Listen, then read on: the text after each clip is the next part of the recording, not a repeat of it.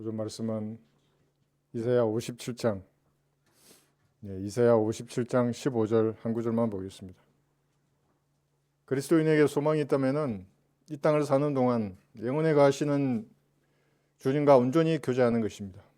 그래서 주님이 주시는 기쁨과 화평으로 충만하다가 주님께서 부르시는 그날에 주님 앞에 서는 것입니다. 세상 사람들은 이것이 무슨 말인지를 알 수가 없습니다. 그러나 여러분들은 잘 알 것입니다. 이사야 57장 15절 한 구절 읽겠습니다. 다 찾으셨죠? 영혼에 거하시는 높고 우뚝 솟은 분, 그의 이름이 거룩이신 분이 이같이 말하노라. 나는 높고 거룩한 곳에 거하며 또한 통회하고 겸손한 영을 지닌 자와 함께 거하여 겸손한 자의 영을 소생케 하고 통회하는 자의 마음을 소생케 하는도다. 통회하는 마음으로 하나님 앞에 서야 하는 것입니다. 통회한다는 말은 깊이 누우치는 것입니다.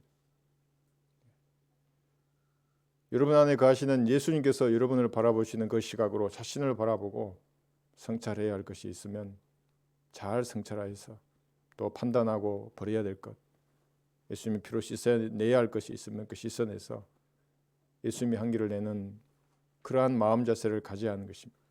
본문을 가지고 통회하는 마음으로 다가서라 제목으로 말씀 전하겠습니다. 흙으로 만들어진 사람과 우주를 창조하신 하나님 사이에는 영원이라는 간격이 있습니다. 거룩이라는 결코 뛰어넘을 수 없는 간격이 있습니다. 어떤 피조물도 창조주와의 이 간격을 메울 수가 없습니다.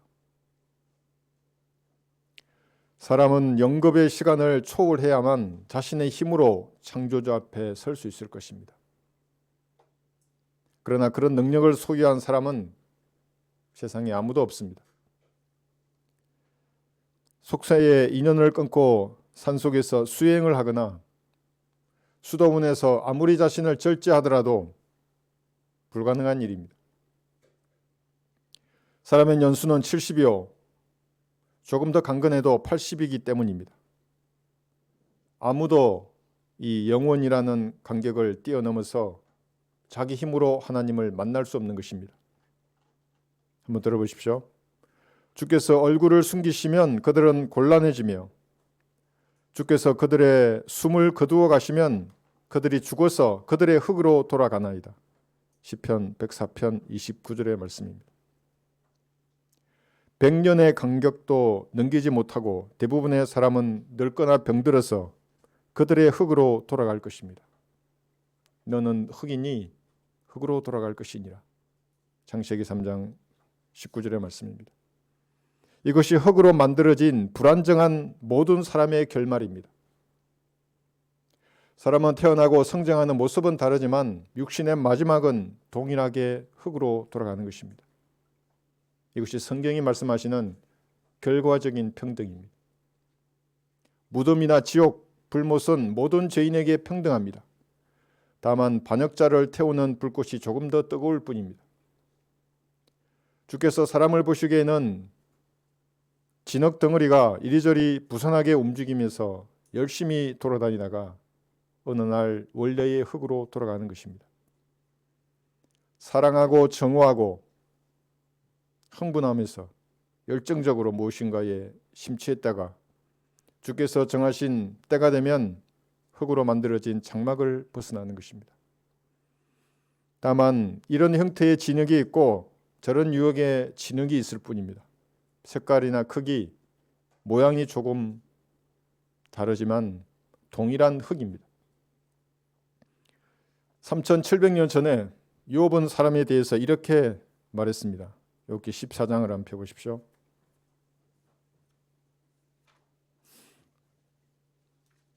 욥기 14장 1, 2절에서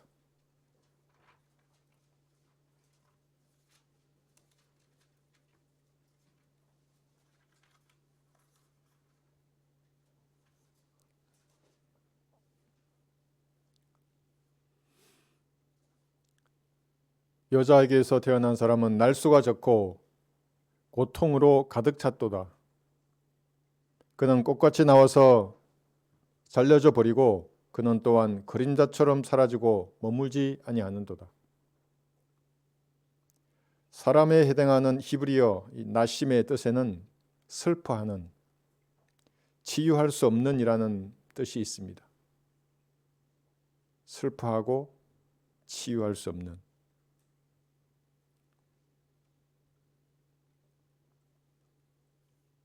아담 이후로 사람은 죽은 영을 가진 죽은 사람으로 태어나서 죽은 사람으로 이 세상을 살다가 죽은 사람들이 가는 지옥으로 가야 할 운명을 타고 태어났습니다. 그러나 어느 날 은혜의 복음을 듣고 갈보리에서 흘리신 예수님의 피를 믿어서 한 번 더 태어난 사람들이 있는데 그들을 성경은 산 사람들이라고 합니다. 영원한 생명을 가진 사람들입니다. 지옥이 정해진 자신의 운명과의 싸움에서 승리한 사람들입니다. 스스로 자축해도 무방합니다. 자축해야만 하는 승리입니다. 복음을 거부하는 사람들은 꽃처럼 아름다운 날을 보내더라도 죽은 송장에 불과합니다. 마귀에게 패배한 사람입니다. 잠시 후면 그림자와 같은 그의 날들, 그것은 형체도 없이 다 사라질 것입니다. 구원받지 않는 사람이 세상에서 어떤 성공을 거두어도 그 사람은 치유 불가능한 병을 가지고 슬퍼하며 방황하는 사람일 뿐입니다. 이것이 하나님께서 보시는 시각입니다. 모두 방황하는 사람들입니다. 오늘날 자유 대한민국의 반역자들은 꽃처럼 활짝 피어났습니다. 이 나라의 반역자들입니다. 그리스도인들은 자신의 가정을 사랑하고 지역 교회를 사랑하고 그 다음에 사랑하는 것이 바로 자신의 국가입니다. 그들은 부정선거로 국회를 완전히 장악했습니다. 사법부도 장악했고 행정부마저 거의 장악했습니다. 다 탄핵시켜버렸잖아요. 삼권의 분립으로 권력의 상호 견제가 되는 것이 자유민주주의 아닙니까? 그런데 어떻게 삼권을 민주당이라고 하는 일개 당이 다 장악해버리는 것입니까? 자유 대한민국에 일당 독재라고 하는 대로가 열렸습니다. 모든 주류 언론을 장악해서 국민을 속이고 선동하고 있습니다. 왜 경찰 중에는 이런 표도 없고 계급장도 없는 자들이 그렇게 많은 것입니까? 왜 천안문 사태와 관련된 노래를 틀어주면 경찰들이 다 도망가 버리는 것입니까? 중국의 공안들이 이 나라에 들어와 있는 것입니다. 그러나 잠시만 지나면 그들은 그림자처럼 모두 사라질 것입니다. 99명이나 되는 확실한 부정선거의 정인들이 있기 때문에 그런 것입니다. 그러니까 계엄의 목표를 정확하게 잘 설정한 것입니다. 윤석열 대통령은 차가운 콘크리트 바닥에서 잠을 청하면서도 자유 대한민국과 이를 지지하는 국민들을 위해서 싸우겠다고 말했습니다. 대통령은 자신이 가진 정보력으로 부정선거를 확신하여서 계엄을 선포했습니다. 거대한 좌익 카르텔과의 전쟁을 선포하면서 혼자 싸우고 있습니다. 저 사람들과 조금 타협하면 평생 보장되는 안락한 삶을 모두 버렸습니다. 저는 그 점을 존경하는 것입니다. 나는 과연 불의와 타협하지 않고 끝까지 주께서 원하시는 것을 실행하겠는가? 제가 스스로 자문해 보았습니다. 나는 과연 주님과 온전히 연합하여서 살고 있는가? 나와 주님과의 거리는 얼마나 되는가 생각해 보았습니다.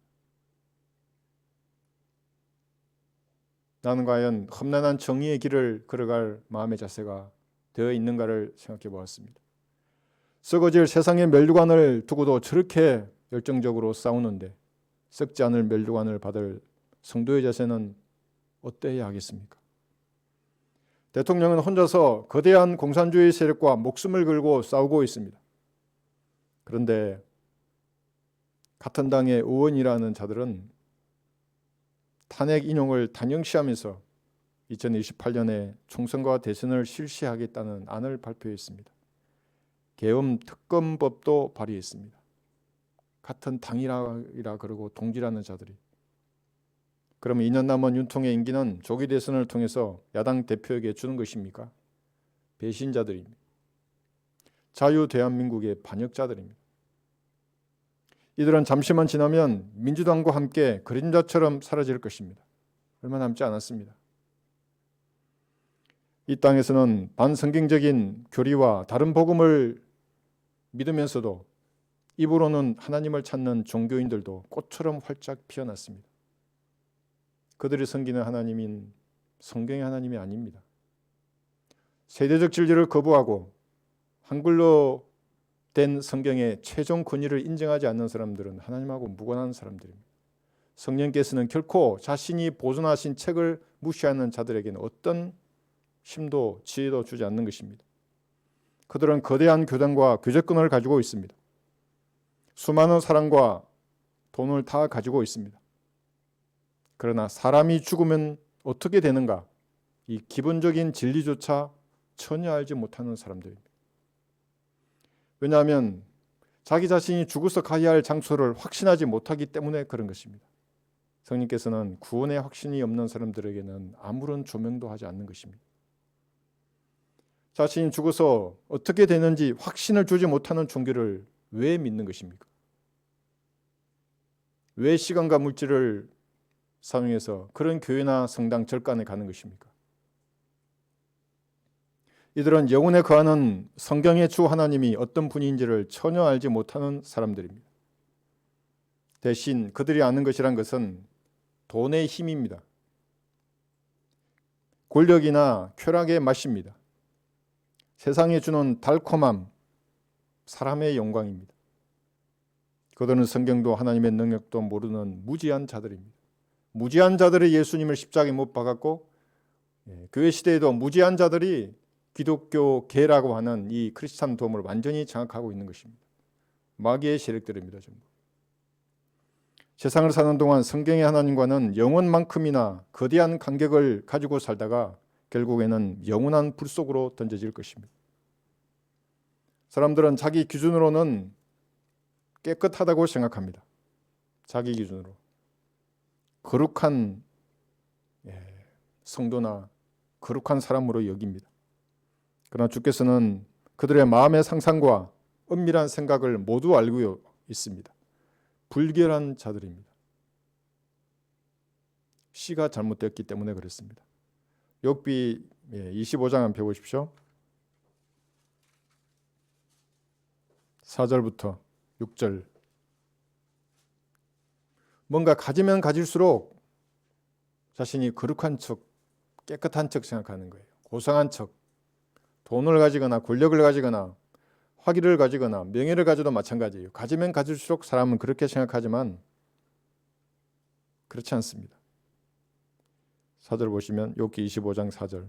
그렇다면 어찌 사람이 하나님과 더불어 어렵게 될 수 있겠으며 여자에게서 태어난 자가 어찌 깨끗해질 수 있겠느냐. 달을 쳐다보라. 그것이 빛나지 않으며 정녕 별들도 그분이 보시기에는 깨끗하지 못하거늘. 하물며 벌레인 사람은 어떠하며 벌레인 사람의 아들은 어떠하겠느냐 아니라. 아담의 씨로 태어난 사람은 하나님처럼 어렵게 될 수 없습니다. 무슨 짓을 하더라도 불가능합니다. 씨가 깨끗하지 않기 때문입니다. 비록 구약에서는 특정 시대의 기준을 달성하여서 의인이라고 이렇게 불림을 받았으나 지금은 예수님이 기준에 부합하는 그런 완벽한 의를 가질 수 있는 사람은 한 사람도 없습니다. 그래서 신약에서는 모든 사람이 죄를 지었으므로 하나님의 영광에 이르지 못한다고 말씀하는 것입니다. 이것은 시간과 공간에 제한되는 사람이 영혼이라는 거대한 벽을 뛰어넘을 수 없는 것과 같은 것입니다. 첫 번째 육신의 출생은 그래서 잘못된 것입니다. 아담의 형상대로 태어난 사람이 반드시 예수님의 피를 진지하게 믿어서 한 번 더 태어나야 합니다. 거듭나야 하는 것입니다. 죽었던 영이 살아나야 합니다. 이것을 이디오피아 내시가 잘 말했잖아요. 빌립과 두 사람과의 대화가 하는데 내가 마음을 다하여 믿나이다. 네가 마음을 다하여 믿으면 거듭나는 것입니다. 그렇게 하지 않으면 결국은 그의 아버지 마귀의 형상과 같은 붉은 벌레로 태화될 것을 성경이 경고하는 것입니다. 이것은 형상이 일치되는 겁니다. 마귀와 똑같은 형상으로. 그곳에는 그들의 벌레도 죽지 않고 불도 꺼지지 아니하느니라. 마가복음 9장 44절, 46절, 48절에서 세 번이나 성경은 경고하고 있습니다.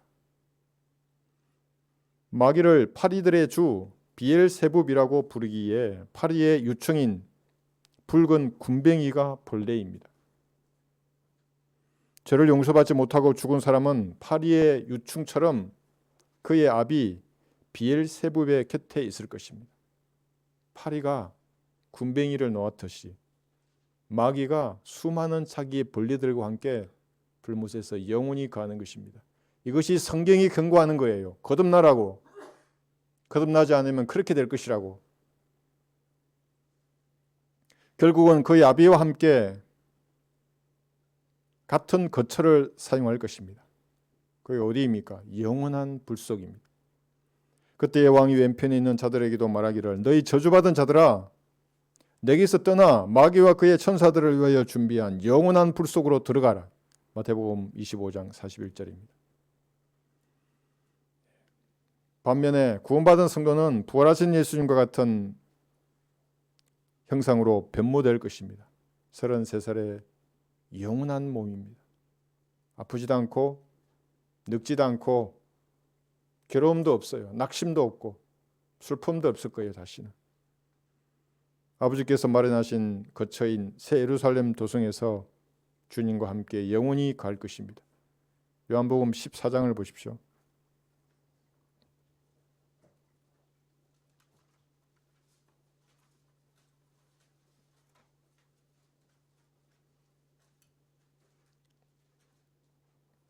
요한복음 14장 1절에서 3절.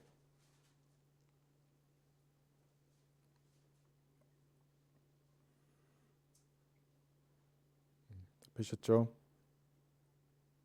너희는 마음에 근심하지 말라. 너희가 하나님을 믿으니 또한 나를 믿으라. 예수님이 하나님이세요. 예수님을 믿으라고 그러는 겁니다. 이렇게 두셨어요. 하도 안 믿기 때문에. 나의 아버지 집에는 많은 저택들이 있느니라. 그렇지 아니하면 내가 너희에게 말하였으리라. 나는 너희를 위하여 처소를 마련하러 가노라. 내가 가서 너희를 위하여 처소를 마련하면 다시 와서 너희를 내게로 영접하여 내가 있는 그곳에 너희도 있게 하리라. 아버지께서 2000년간 건축하시고 예비하신 영원한 집이 그리스도인들을 기다리고 있습니다. 여러분은 정처 없는 나그네가 아니라 본향을 향해 길을 걷는 순례자와 같은 삶을 사는 것입니다. 이 땅에서 밤의 한 경전 같은 짧은 시간이 지나면 모두 본향집에서 다시 모일 것입니다. 그래서 오늘 불렀던 찬양을 다시 부를 것입니다. 갈보리의 피를 영원히 찬양하는 것입니다. 자신의 영적 갑옷과 무거운 책임을 내려놓고 어느 날 자유롭게 이 도성으로 올라갈 것입니다. 주님과 온전히 연합하여서 영원 안에서 함께 있을 것입니다. 지금은 거리적으로 영원만큼의 간격이 있지만 그날에는 전혀 그런 게 없습니다. 영원 안에 함께 있을 것입니다. 요한복음 8장 펴보십시오. 8장 34절 36절. 어떻게 그럼 이런 것이 가능했습니까? 주님께서 여러분을 자유롭게 했기 때문에 그런 겁니다. 요한복음 8장 34절에서 36절. 예수께서 그들에게 대답하시기를 진실로 진실로 내가 너희에게 말하노니 죄를 짓는 자는 누구나 죄의 종이니라. 종은 집에서 영원히 거하지 못하나 아들은 영원히 거하느니라. 그러므로 만일 아들이 너희를 자유롭게 하면 참으로 너희가 자유롭게 되리라. 구원받기 전에는 모두가 죄의 종이었습니다. 아버지의 집에 거할 수 없었습니다. 그런데 예수님의 피를 믿었더니 양자로 삼아주시고 하나님을 아바 아버지로 부를 수 있는 특권을 주셨습니다. 너희는 다시 두려워하는 종의 영을 받지 아니하였고 양자되는 영을 받았으므로 그에 따라 우리가 아바 아버지라 부르짖느니라. 로마서 8장 15절입니다. 아들은 아버지의 집에서 영원히 거할 것입니다. 흙으로 만들어진 육신이 가지고 있는 속박에서 풀려나서 완전한 자유를 영원토록 누릴 것입니다. 그리스도인의 형상과 그리스도인의 거처는 하나님과 일치할 것입니다. 이것도 결과적인 평등입니다. 다만 구원받은 이후의 행위에 따라서 형상의 영광이 다를 뿐입니다. 제가 어떤 뉴스를 보았는데 중국의 여자가 탄핵 찬성을 외치면서 깃발을 흔들고 있어요. 그러면서 하는 말이 공산주의자를 너무 악마화하지 마세요. 평등하게 만들잖아요. 호호호 이렇게 말하고 있었어요. 그런 사람들은 하나님께서 지옥으로 던지셔서 진짜 평등이 무엇인지를 보여줄 것입니다. 독재잖아요. 결과적인 평등을 인간이 만들겠다는 것이거든요. 그 발상이. 자유인한테 독재를 강요하면 그 어떻게 하겠어요? 그것을 받아들이겠어요? 완전한 자유의 날이 찾아오면 죽을 몸이 생명에 의해서 삼켜질 것입니다. 더 이상 아프거나 방황하지 않을 것입니다. 원망이나 불평도 없을 것입니다. 성령께서 성도에게 주시는 가슴 아픈 책망도 없을 것입니다. 죄를 지었을 때에 슬픈 마음도 없을 것입니다. 거룩함과 더러움 사이에서 갈등도 없을 것입니다. 완전한 자유 안에서 주님과 온전한 연합을 이룰 것입니다. 고린도후서 5장 4절 한번 보십시오. 그 완전한 날을 그리스도인들은 오늘도 기다리고 있는 것입니다. 이 불합리한 세상을 살아가면서. 고린도후서 5장 4절.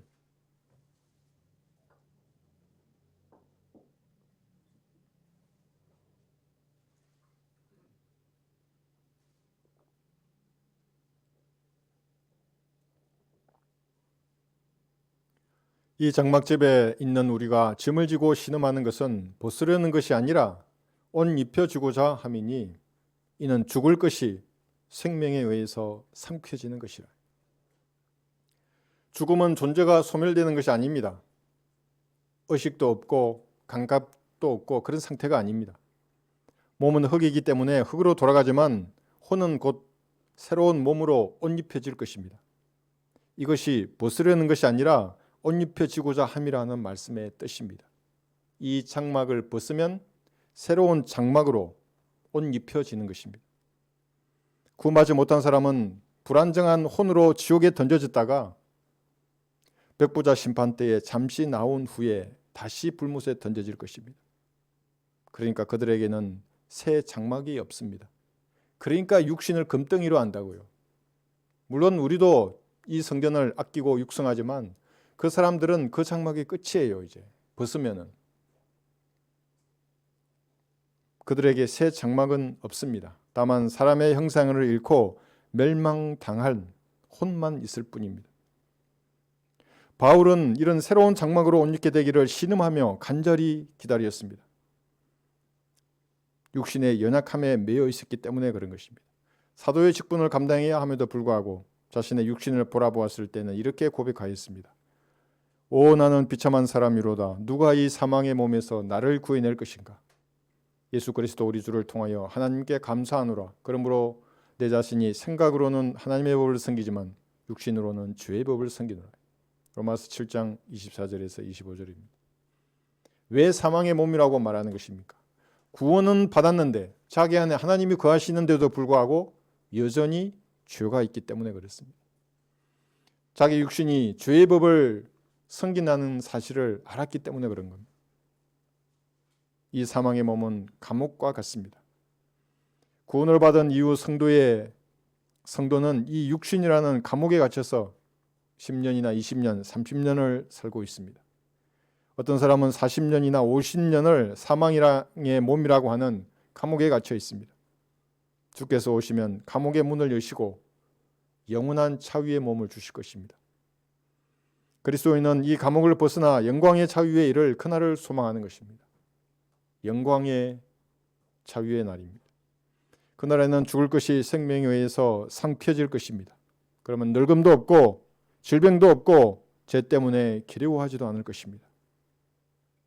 그러나 육신의 장막을 입고 있는 지금은 흙이 주 재료이기 때문에 늘 불안정합니다. 비록 구원받았다고 해도 그 사람은 하루도 쉬지 않고 매일 썩어갑니다. 방황하는 기질이 농후한 것이 육신입니다. 바람만 흔들려도 마음이 흔들리는 사람들이에요. 여러분이 말씀에 고정하지 않으면 조금 흔들리면 심하게 요동칠 것입니다. 믿음이. 방황하는 사람들은 말씀을 찾지 못할 것입니다. 한번 들어보십시오. 사람들이 바다에서 바다까지, 북쪽에서 동쪽까지 방황할 것이요. 사람들이 주의 말씀을 찾으려고 이리저리 달릴 것이나 그것을 찾지 못하리라. 아모스 8장 12절입니다. 방황하는 사람들이 아무리 북쪽에서 동쪽에서 서쪽에서 남쪽에서 소리치고 달려들면서 뭘 한다고 하더라도 그들은 진리의 말씀을 발견할 수 없을 것입니다. 눈앞에 성경을 두고 읽어주어도 그들은 진리의 말씀을 알아보지를 못합니다. 성경적 설교나 진리의 지식에 관심을 보이다가도 지금까지 들었던 자기 식으로 말씀을 수용하기 때문에 열매를 맺지 못하는 것입니다. 무엇인가를 탐구하고 아는 것처럼 보이지만 주님께 영광을 돌릴 만한 열매는 전혀 없습니다. 그러니까 항상 이파리만 무성한 것입니다. 진리의 지식이 없는 곳에는 성경적 열매도 없습니다. 제가 판서로 수년간 얘기했잖아요. 말씀을 공부하라고. 만판의 책이라고 말씀을. 책갈피 전도지로 정연하게 은혜의 복음을 정리해 주어도 그 사람들은 사용할 줄을 모르는 것입니다. 방황하는 사람이기 때문에 그렇습니다. 세상 사람들도 노래 부르더만요. 방황. 종로로 갈까요? 그 다음 어디예요? 영등포로 갈까요? 차라리 어디서 어쩌나 이러면서 방황하는 사람들. 자기도 아는 겁니다. 그것이. 잃어버린 혼들을 이겨오는 그 소중한 특권을 아무리 강조해도 세상 쓰레기에만 관심을 보이는 사람들입니다. 오늘은 이 유튜버, 내일은 저 유튜브의 말에 현혹되어 살다가 소중한 인생이 다 지나버릴 것입니다. 습관처럼 반복되는 일상에 매여서 이리저리 끌려다니다가 무익한 인생이 끝나는 것입니다. 여러분 뭘 좋아하십니까? 어떤 취미를 가지고 있습니까? 시간은 오늘도 흘러가는 것입니다. 명철을 가지고 이것이 과연 하나님과 어떤 관계에 있는 일인가를 알아야죠. 그 관련 없는 일은 무익한 거예요. 그들은 성경의 하나님과는 영원이라는 거대한 괴리를 가진 방황하는 사람들입니다. 괴리가 뭐예요? 동떨어져 있는 겁니다. 영원의 시간만큼 하나님하고. 근데 입으로는 하나님을 사랑한대요. 저도 그런 사람 봤어요. 막 휴거를 사모하고 막 구원 받고 싶다 그러고 뭐 한다 그러고. 근데 몇 마디 던져보면 진리의 지식을 싫어하고 거부한다고 이 사람은. 잠언 21장 16절 한번 보십시오. 명철이 그래서 중요한 겁니다. 잠언 21장 16절.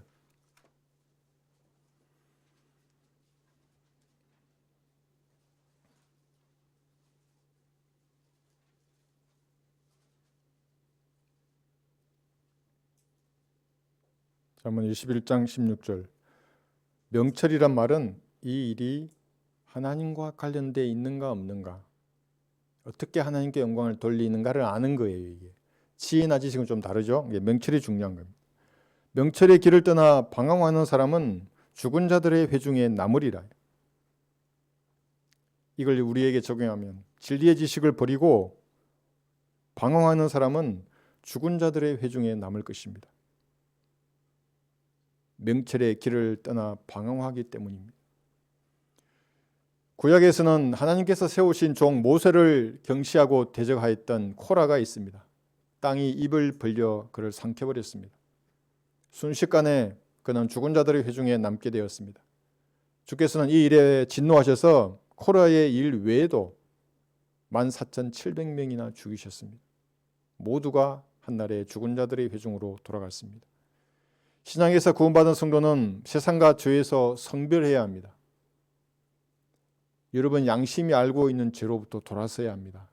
그러면 하나님도 유심히 보고 있다는 증거입니다. 내 양심이 찌르잖아요, 그 죄를. 그렇게 하지 않으면 허물과 죄로 죽은 사람들과 계속 어울리면서 그들에게 물이 된다면 여러분의 육체는 먼저 멸망당할 것입니다. 죽은 자들의 회중에 나무리라는 경고의 말씀을 늘 마음에 간직해야 합니다. 그러므로 그가 말씀하시기를 잠자는 자여 깨어라, 그리고 죽은 자들로부터 일어나라, 그러면 그리스도께서 내게 빛을 주시라고 하셨느니라. 에베소서 5장 14절의 말씀입니다. 스스로 깨어나고 일어나야만 주께서 그에게 소생케 하는 빛을 주시는 겁니다. 그러니까 내 의지를 쓰지도 않아요. 일어나지도 않고 깨어나지도 않고 세상 관계에 느즈분하게 살면서 하나님을 위해서 무엇인가 하려고 하면 아무 일도 일어나지 않습니다. 소생케 하는 빛을 받지 못하는 것입니다. 탕자는 명철의 길을 떠나서 방황하였습니다. 어떻게 되었습니까? 돼지 무리를 친구로 삼게 되는 것입니다. 돼지 무리잖아요. 이게. 그리고 돼지가 먹는 음식을 같이 먹게 되는 것입니다. 죽은 자들의 회중은 탕자가 친구로 삼았던 바로 그 돼지 무리와 같은 것입니다. 여러분 돼지 키워보셨습니까? 어르신들 다 키워보셨죠? 저도 어릴 때 키워봤어요. 돼지. 향락 속에 사는 여인은 살아있지만 죽은 것이라. 디모데전서 5장 6절의 말씀입니다. 남자도 마찬가지예요. 살아있지만 죽은 사람들이에요. 실로 엄청난 사람들이 죽은 자들의 회중에 섞여서 넓고 광대한 죽음의 길을 오늘도 걸어가고 있습니다. 자신들의 눈에 보기에는 옳게 보이지만 그 끝은 죽음의 길입니다. 사람에게 옳게 보이는 길이 있으나 그 끝은 죽음의 길들이니라. 잠언 14장 12절의 말씀입니다. 아니 어떻게 사람들이 보기 옳게 보이는데 그 끝은 죽음의 길이에요. 사랑과 하나님만 사이에는 영혼이라는 간격이 있어서 알 수가 없어요. 거듭나기 전에는 왜 그런 것인지. 옳게 보이거나 선하게 보인다고 다 좋은 것이 아닙니다. 사실 세상 사람들은 좋은 게 아니냐고 말을 하죠. 좋은 게 다 좋은 게 아닙니다. 성경적인 것이 좋은 것이지. 사람들은 자신이 사랑하는 것에 쉽게 속아버립니다. 양심에 따라 살면 괜찮을 것이라고 세상은 얘기합니다. 그러나 구원받기 이전의 양심은 성경이 악하다고 말씀합니다. 그는 옳게 보이는 자기의 악한 양심을 따라서 지옥으로 갈 것입니다. 하늘나라와 지옥은 마음속에 있다. 하나님은 아무도 지옥에 보내지 않을 것이라고 말하는 사람도 있습니다. 그러나 갈보리에서 나타내신 하나님의 그 자비와 사랑 이면에는 우주 전체를 불로 태울 만한 하나님의 맹렬한 심판의 불이 있다는 것을 알아야 합니다. 사랑만 하면 그 얼간이죠. 그 사랑 이면에는 반드시 질투의 불이 있어요. 이게 균형 잡힌 사랑이라고 하는 겁니다. 인간도 하물며 아는데 하나님께서 바보처럼 끝까지 사랑만 하겠어요? 그렇지 않아요. 그 이면에 있는 불이 항상 타오르고 있는 것입니다. 균형 잡히신 하나님이십니다.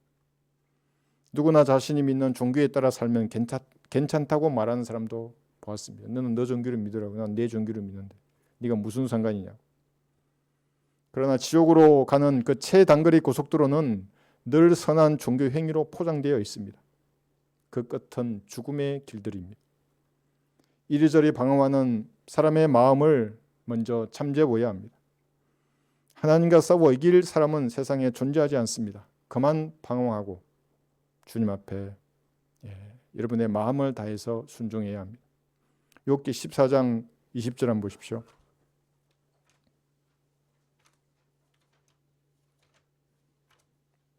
욥기 14장 20절.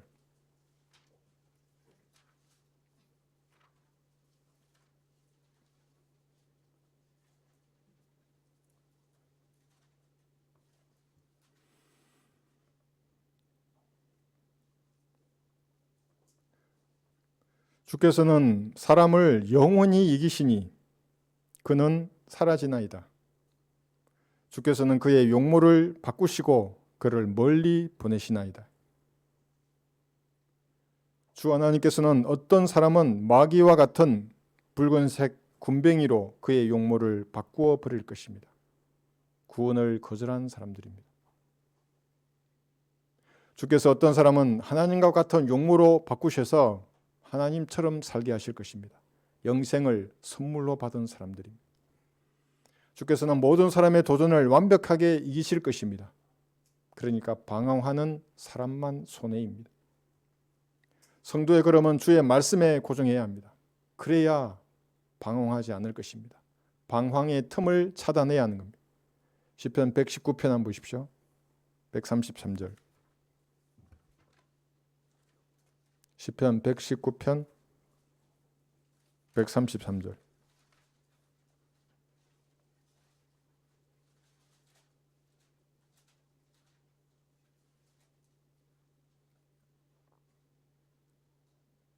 나의 걸음들을 주의 말씀에 고정시키시어 어떤 악도 나를 주관하지 못하게 하소서.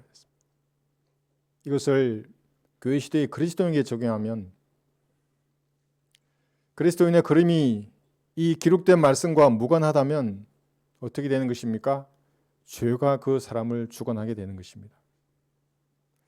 여러분이 성경의 말씀을 읽을 때에 위로와 소망을 언제 받았는지를 곰곰이 생각해 보아야 합니다. 말씀을 읽었는데 아무런 감동도 없고 은혜도 없고 소망도 없고 빛도 보이지 않고 그게 무슨 의미입니까? 음식을 먹는데 맛을 모르면 병이 난 것입니다. 영적인 병이에요, 그것이. 말씀을 깨달았을 때 생수와 같이 솟아나는 은혜로 충만했던 적이 언제였습니까?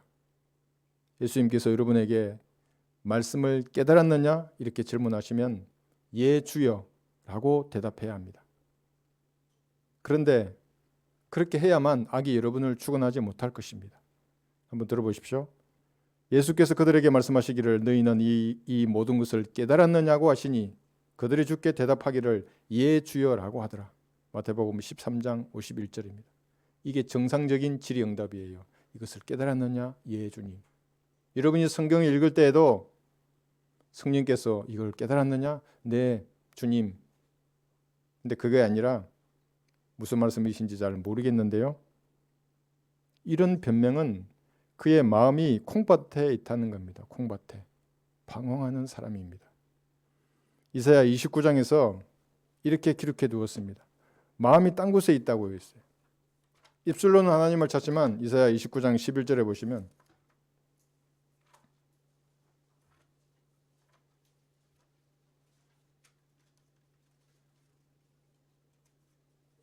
유식한 자, 무식한 자 마찬가지입니다. 깨닫지 못하는 사람들입니다. 이사야 29장 11에서 13절. 어떤 분은 계속 질문한다고요. 많아요, 질문하시는 분들이. 아무리 설명해도 이해할 수 없어요, 사람들. 이사야 29장 11절. 모든 환상은 너희에게 마치 봉인된 책의 말과 같이 되었으니 사람들이 그것을 유식한 자에게 건네주며 말하기를 청컨대 이것을 읽으라 하나 그가 말하기를 봉인되었으니 읽을 수 없노라 하며 또 그 책을 무식한 자에게 건네주며 말하기를 청컨대 이것을 읽으라 하나 그가 말하기를 나는 무식하다 하느니라. 이게 지금 말씀이 난해해서 모르는 것이 아닙니다. 또 사람이 무식하거나 IQ가 없거나 공부를 안 해서 성경을 모르는 게 아닙니다. 왜 몰라요? 13절을 보시면 그러므로 주께서 말씀하시기를 이 백성이 입으로는 나를 가까이 하며 그들의 입술로는 나를 존경하나 그들의 마음은 콩밭에 있는 거예요. 내게서 멀리 떠났으며 나를 향한 그들의 두려움도 사람들의 복기로 가르친 것이라. 그러니까 아이고 뭐 어려워서 모르겠는데요. 좀 무식한 제가 성경을 어떻게 알아요? 그러면서 딴 거 하고 있는 거예요. 말씀을 깨달아서 영적 양식이 되어야 죄를 이길 능력이 그때 생기는 겁니다. 양식이 안 되는데 어떻게 죄를 이기고 세상을 이겨요? 그들하고 동화되어 버리지. 그죠? 예. 그러므로 너희는 죄가 너희 죽을 몸 안에서 군림하지 못하게 하여 몸의 정욕 가운데 죄에게 순종하지 말고 또 너희 지체를 불의의 병기로 죄에게 내어주어 주지 말고 다만 너희 자신을 죽은 자들로부터 살아난 자들처럼 하나님께 드리며 너희 지체를 의의 병기로 하나님께 드리라. 로마서 6장 12, 13절입니다. 어떻게 해야 이런 일이 일어나겠습니까? 나를 하나님께 의의 병기로 어떻게 드릴 수 있어요? 그 힘은 방황하지 말고 자신의 걸음을 말씀에 고정했을 때입니다. 그렇게 되면 지상에 있으면서도 영혼에 거하시는 주님과 동행한다는 것이 무엇인지를 이제 아주 조금 알게 될 것입니다. 다시 본문으로 돌아가겠습니다.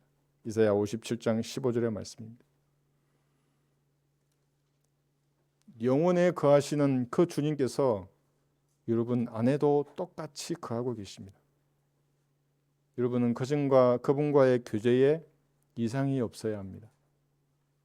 이사야 57장 15절 본문의 말씀이죠. 제가 읽겠습니다. 영원에 거하시는 높고 우뚝 솟은 분, 그의 이름이 거룩이신 분이 이같이 말하노라. 나는 높고 거룩한 곳에 거하며 또한 통회하고 겸손한 영을 지닌 자와 함께 거하여 그랬어요. 겸손한 자의 영을 소생케 하고 통회하는 자의 마음을 소생케 하는도다.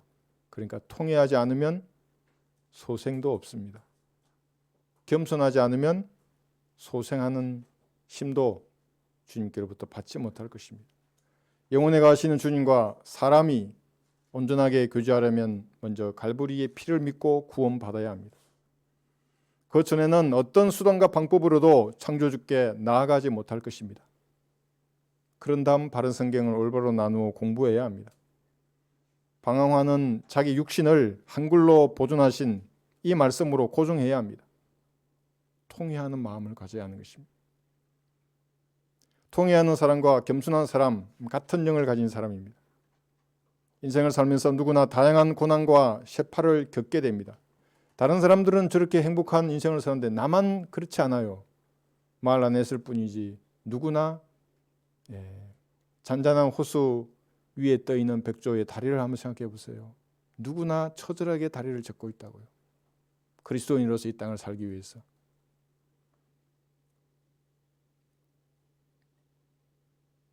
그런 시련 속에서도 하나님 앞에 통회하는 마음이 없다면 주께서는 그 사람과 교제하지 않으시기로 작정한 사람입니다. 버림받은 사람들이에요.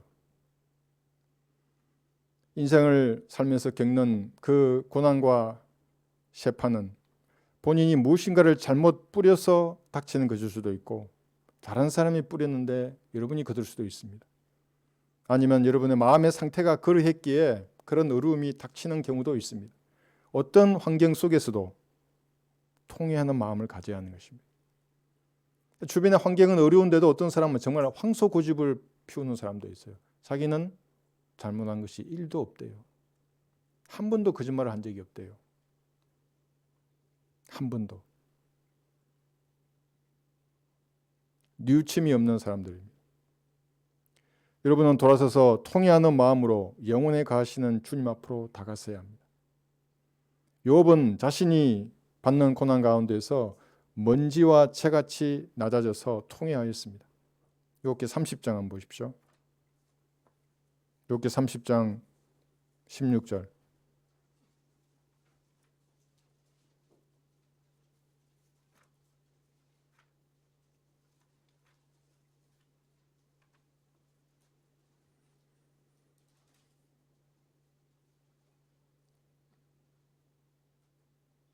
욥의 일이라고 생각하지 말고 어려운 가운데 계신 분들은 여러분에게 적용하는 것입니다. 욥기 30장 16절에서 19절. 이제 내 혼이 내 위에 쏟아지고 고난의 날들이 나를 붙드는도다. 밤이면 내 뼈가 나를 찌르며 내 근육에 쉼이 없도다. 내 질병의 위력으로 인하여 내 의복이 바뀌어졌으니 그것이 마침내 내 옷깃처럼 나를 묶는도다. 그분이 나를 진창에 던지시니 내가 먼지와 채같이 되었도다. 이렇게 낮아져야 한다고요. 풀보다 더 낮아져야 해요. 하나님 앞에서는. 그런 통회하는 마음으로 주님께 다가서야 합니다. 고난이 닥쳤을 때 다른 사람을 원망하거나 하나님께 실망하면 그에게는 이제 곧 방황이 시작되는 것입니다. 욥처럼 먼지와 채같이 낮아져서 통회하는 마음을 가져야 합니다. 이것이 겸손한 성도입니다. 그러면 주께서 그의 마음을 소생시키실 것입니다. 상처나 마음을 싸매시고 새로운 기운을 나게 하실 것입니다. 성경 말씀이 진국처럼 달게 느껴질 것입니다. 그제서야 맛이 돌아오는 겁니다. 아, 말씀의 뜻이 이것이구나. 주께서 친히 고난의 불길을 잠재우시고 성경대로 주님을 섬길 수 있는 환경을 하나씩 만들어 주실 것입니다. 이런 믿음이 없이는 하나님과 아무런 일도 할 수 없습니다. 중요한 것은 여러분의 통회하는 마음입니다. 그러면 영원에 거하시는 주님과 여러분 진짜로 교제할 것입니다. 그가 내 혼을 소생시키시고 그의 이름을 위하여 의의 길들로 나를 인도하시는도다. 시편 23편 3절의 말씀입니다. 이것이 여러분의 것이 됩니다. 혼이 소생되면 더 이상 개의 세력 속에서 개처럼 살지 않을 것입니다. 더 이상 돼지처럼 진창에서 뒹굴지도 않을 것입니다. 여러분은 예수님의 피로 씻음받은 양으로 살게 될 것입니다. 그러면 목자와 감독이신 주님께서 친히 혼을 소생시키시고 의의 길들로 자신의 양들을 인도하실 것입니다. 행이나 양 한 마리가 어딘가 아프고 다리를 전다면 주께서는 친히 그 양을 어깨에 메고 가실 것입니다. 누가복음 15장 마지막으로 찾아볼까요? 누가복음 15장 4, 6절이에요.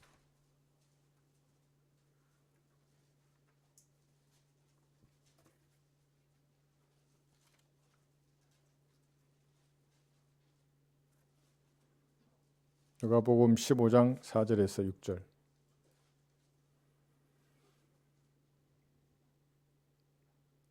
너희 가운데 누가 양 100마리를 가졌는데 그중 한 마리를 잃었다면 99마리를 광야에 두고 그 잃어버린 양을 찾을 때까지 찾아다니지 아니하겠느냐. 그러다가 그가 그 양을 찾으면 자기 어깨에 메고 기뻐하며 집에 돌아와서는 친구들과 이웃들과 함께 불러서 말하기를 내가 잃어버린 양을 찾았으니 나와 함께 기뻐하자고 하리라. 주님이 얼마나 자애하십니까? 자애하신 분이라고요. 주님. 잃어버린 양을 메고 주께서는 기뻐하실 것입니다. 그러나 개나 돼지는 어깨에 메지 않을 것입니다. 그에게 필요한 것은 통회하는 마음이 우선이기 때문에 그런 것입니다. 통회하는 마음을 가지면 살아있는 말씀이 그의 마음을 즉시 알아보고 그를 소생시키실 것입니다. 들어보십시오. 이 말씀은 나의 고난 중에 나의 위로가 되었으니 이는 주의 말씀이 나를 소생시켰음이니이다. 시편 119편 50절입니다. 마귀의 세력이 말씀을 세대별로 나누지 않는 이유가 여기에 있는 것입니다. 바른 사람이 그 사람에게 힘을 주고 그를 소생시키기 때문에 그런 겁니다. 바른 말씀이 없다면 그래서 소생도 없습니다.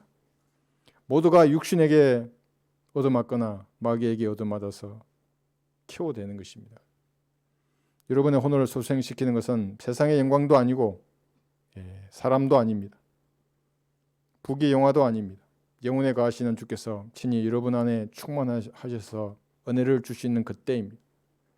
오늘 통회하는 마음으로 주님께 다가서는 귀한 시간이 되시기를 바랍니다. 다 같이 기도하시겠습니다.